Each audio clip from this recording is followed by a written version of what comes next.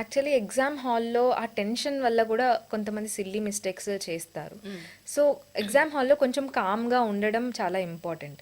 Silly mistakes చేయడం వల్ల చాలా మందిని నేను చూశాను, జస్ట్ 1 మార్క్తో ప్రిలిమ్స్ పోతుంది, 0.7 మార్క్స్తో ప్రిలిమ్స్ పోతుంది. ఒక్క క్వశ్చన్ వాళ్ళు తప్పు పెట్టకపోయింటే వాళ్ళు క్వాలిఫై అయ్యి మెయిన్స్ రాసేవాళ్ళు. సో అలాంటి సిల్లీ మిస్టేక్స్ అవాయిడ్ చేయాలి అంటే మీరు ఒక అటెంప్ట్ స్ట్రాటజీ ఫిక్స్ చేసుకోవాలి. అది ఎలా ఫిక్స్ చేసుకోవాలి అంటే మాక్ టెస్ట్స్ రాసినప్పుడు మీరు 100 మార్క్స్ కంటే ఎక్కువ ఎప్పుడు వస్తుంది, మీకు 80 క్వశ్చన్స్ అటెంప్ట్ చేస్తే వస్తుందా, 85 అటెంప్ట్ చేస్తే వస్తుందా, లేదా 70 క్వశ్చన్స్లోనే మీరు తెచ్చుకోగలుగుతున్నారా, ఇది అనాలిసిస్ చేసుకోవాలి. సెల్ఫ్గా ఒక్కొక్కరికి ఒక్కొక్క నంబర్ ఉంటుంది, దాన్ని మనం ఐడెంటిఫై చేయగలగాలి. సో దాన్ని మనం ఐడెంటిఫై చేసి ఎగ్జామ్ హాల్లో కూడా అప్లై చేయగలగాలి.